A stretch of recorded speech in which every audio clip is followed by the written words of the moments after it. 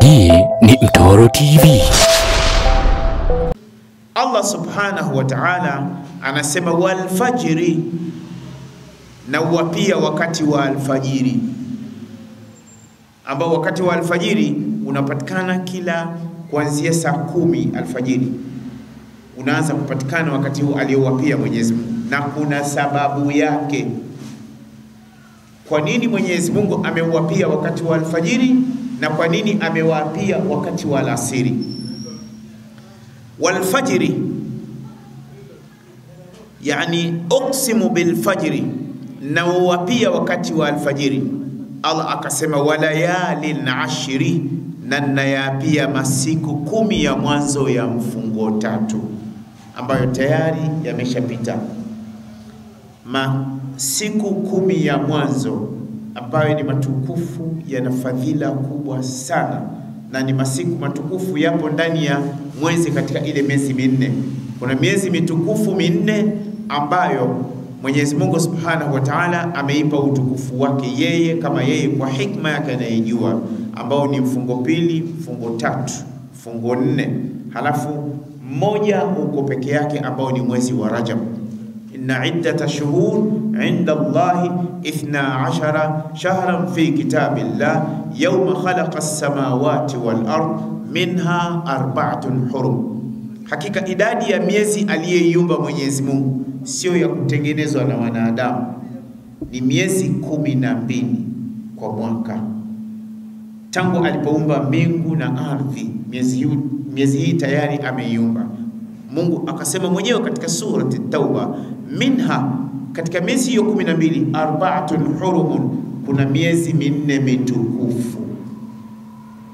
Kuna miezi 4 mitukufu. Ibn Kathir akasema 3 sardun wa 1 fardun, miezi 3 mitukufu inafuatana, fungo 2, fungo 3, fungo 4, wa 1 fardun, lakini huu mmoja upo peke yake ambao ni mwezi wa Rajab. Kwa hiyo mfungo 2 wa kwanza, fungo 3 wa pili, fungo 4 utakaokuja baada ya zimebakia siku 2 hapo, utamalizika huu mfungo 3, utakuja mwezi wa Muharram ambao ni mwezi wa 3 katika miezi mitukufu. Lakini katika miezi mitukufu upo ambao upo peke yake ambao ni mwezi wa gani? Ni mwezi wa Rajab. Sasa Allah ameuapia wakati wa alfajiri walayalin ashri, na ameapia masiku 10 ambayo yapo mwezi wa mfungo 3, masiku 10 ya mwanzo. Qurtubi rahimahullah akasema, akaendelea akasema walayalin ashri washaf'i walwatri, na yapia shufa na witri, walaili idha yasri, na usiku unapoondoka. Qurtubi akasema aqsamu 5, mambo 5. Wahtulifa fil fajri, wanachuoni walipoitafsiri hii aya wakawa kila mmoja ameeleza kwa maana yake alfajiri iliyokusudiwa hapa ni ipi.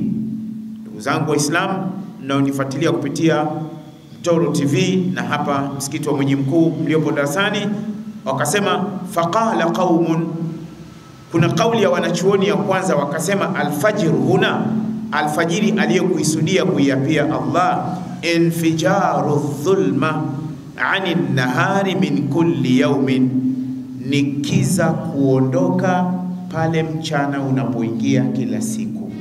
Yani pale jua linapokuwa limetoka ndio Mwenyezi Mungu alikusudia.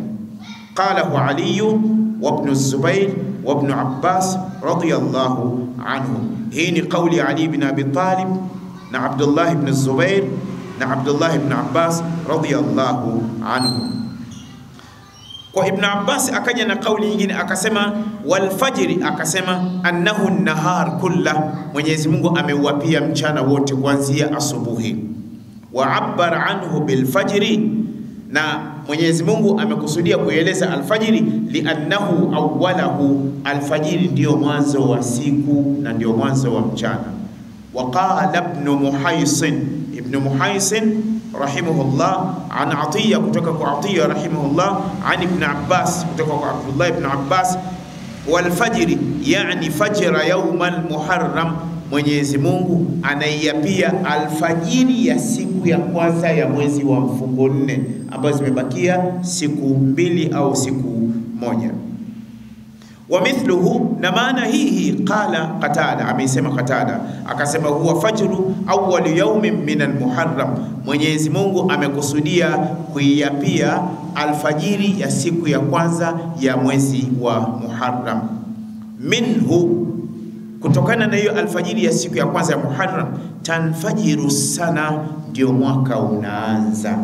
Hivi sasa tuna mwaka 1446, insha Allah tunakwenda mwaka 1447. Allah atufikishe katika mwaka mpya wa Kiislamu. Hii ni Mtoro TV.